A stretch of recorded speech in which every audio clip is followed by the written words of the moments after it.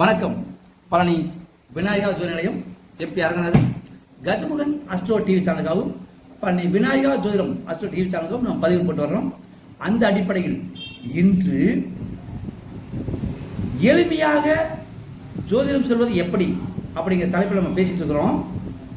இன்னைக்கு பஞ்சாங்கத்தில் உள்ள ஒரு பகுதி தான் முக்குண வேலை அப்படின்னு போட்டிருப்பான் பாருங்க. பஞ்சாங்கத்தில் எல்லா பஞ்சாங்கத்திலும் இருக்கும், பாக்கி இதில் இருக்கும், திருக்கணிதத்தில் இருக்கும்.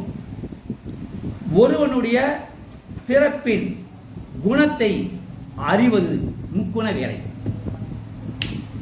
இது எந்த ஆள் சொல்லிக் கொடுத்துருக்கேன் கேளுங்க. யாரும் சொல்லிக் கொடுத்துக்க மாட்டான்.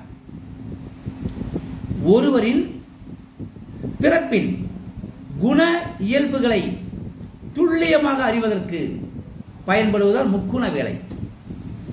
ஆனால் இந்த முக்குண வேலையிலையும் நிறைய பிரிவுகள் உண்டு. ஆனால் எளிமையான பிரிவு நீங்க ஜாதகத்தை உங்க பஞ்சாங்கத்தை எடுத்து பாருங்க. பஞ்சாங்கத்தை கொடுப்பாங்க முக்குண வேலை. ஞாயிற்றுக்கிழமை, திங்கக்கிழமை, செவ்வாய்க்கிழமை, புதன்கிழமை, சனிக்கிழமை வரைக்கும் போட்டிருப்பான்.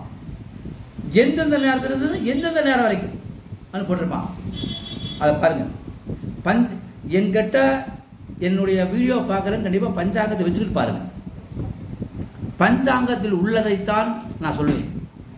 அது நீங்கள் வாக்கியமாக இருந்தாலும் சரி, திருக்கணிதமாக இருந்தாலும் சரி, முக்குண வேலை என்ற ஒரு பகுதி இருக்கும். அதை எடுத்துக்கங்க. சரி, இந்த முக்குண வேலை என்றால் என்ன? 3 குணங்கள் உள்ளது. சாத்வீகம், ராஜசம், தாமசம். இவ்வளவுதான். சாத்வீகம் அமைதியான, ராஜசம் அதிகாரமான, தாமசம் சோம்பலான, சோம்பேறித்தனமான, இயலாமையான. அப்போ ஒருத்தன் எந்த குணத்தில் பிறந்திருக்கிறானோ அதை பொறுத்து அவனுடைய ஜாதக பலனை இங்கே சொல்ல வேண்டும். ஒருவன் தாமச குணத்தில் பிறந்திருந்தால் அவன் கண்டிப்பா சோம்பல் உடையவன். ஒரு காரியத்தை 5-6 தடவை 10 தடவை செய்வான், யோசனை பண்ணிட்டே இருப்பான். ராஜச குணத்தில் பிறந்திருந்தால் அடிச்சு பட்டை கலப்பான். சாத்வீகத்தில் பிறந்திருந்தால் நிலையா செய்வான், நிம்மதியா செய்வான், யோசனை பண்ணி செய்வான். அப்ப சாத்வீகம்னா நிலையான, நிம்மதியான, யோசனை செய்து அவன் ஒரு பலனை செய்வான். ராஜசம் ஆற்றா புறா, ஆற்றல், அதிகாரம். ராஜசம். தாமசம் இன்று போய் நாளை வா, நாளைக்கு பண்ணலாம், நாளைக்கு பண்ணலாம், நாளைக்கு பண்ணலாம். இந்த குணத்தை வைத்துதான் நீங்க ஜோதிடம் சொல்லணும். அப்ப இந்த குணத்தில் அவன் பிறந்திருக்கானா அதை பாருங்க. அப்ப இந்த குணத்தில் பிறந்திருந்தால் அவனுக்கு இந்த புத்தி தான் இருக்கும். அப்போ ஒருத்தர் சாத்வீக குணத்தில் பிறந்திருந்தால் அவனுக்கு அறிவு அதிகம், ஆன்மீகம் அதிகம், நல்ல புத்தி உள்ளவன், தெளிவானவன். அவன் எதையும் நிதானித்து நிம்மதியாக நிரந்தரமாக செய்பவன். சரி, ஒருவன் ராஜச குணத்தில் பிறந்திருந்தால் அவன் அடிச்சு பிடிச்சாது மேல வருவான். ஏன்னா ஆற்றல் உள்ளவன், அதிகாரம் உள்ளவன், அதிகாரம் மிக்கவன். அது ராஜசம். கோபம் இருக்கும், ஆனால் ஜெயிப்பான். அவனுக்கு அறிவு இருக்கும், ஆற்றல் இருக்கும். சாத்வீகக்காரனுக்கு அறிவு மட்டுமே இருக்கும், அவன் அறிவு மூலதனம். ஆனால் ராஜசக்காரனுக்கு அறிவும் ஆற்றலும் பலமும் மூலதனம். அடுத்து தாமசம்.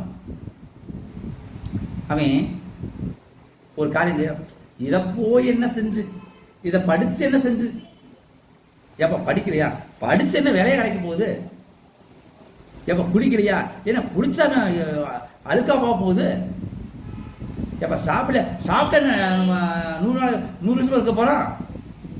எதுலையுமே ஒரு பிடிப்பு இல்லாமல் செய்வோம் தாமச குணம் உள்ளவன். இன்று போய் நாளே என்று சொல்பவன். அப்ப சாத்வீகம் அமைதியாக இருந்து காரியத்தை சாதிச்சிடும். பெரிய பெரிய அதிகாரிகள், திறமையானவர்கள், ஆன்மீகவாதிகள், அறிவை பயன்படுத்துபவர்கள் அனைவரும் சாத்வீக குணத்தில் பிறந்தவர்களே. சரி, அரசாட்சி செய்பவர்கள்,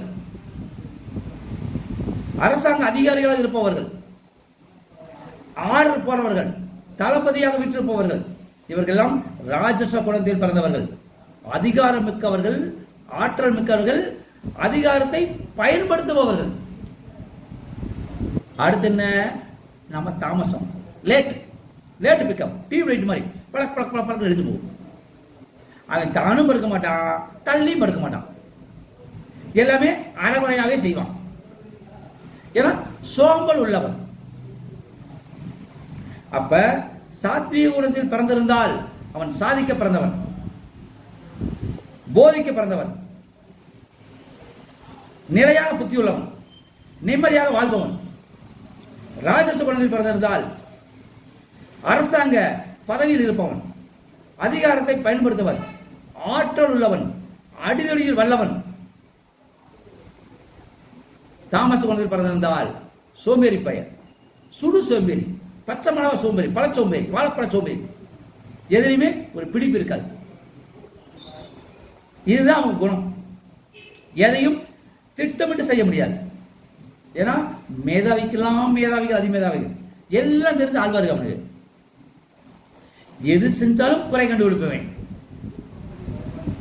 இதுதான் சாத்வீகம், ராஜசம், தாமசம். இந்த குணத்தில் ஒருத்தர் பிறந்திருந்தால் அந்த லக்னம் அவனுக்கு வேலை செய்தான்னு பாருங்க, அந்த ராசி வேலை செய்தான்னு பாருங்க, அது கண்டிப்பா ஜெயிச்சிருவான். அப்ப அவன் ஒருத்தர் என்ன நிலைமைக்கு வருவான், அவனுடைய குணம் என்ன, அவனை எப்படி பழகணும், முக்குண வேலையை தெரிந்து கொள்ளுங்கள். நன்றி, வணக்கம்.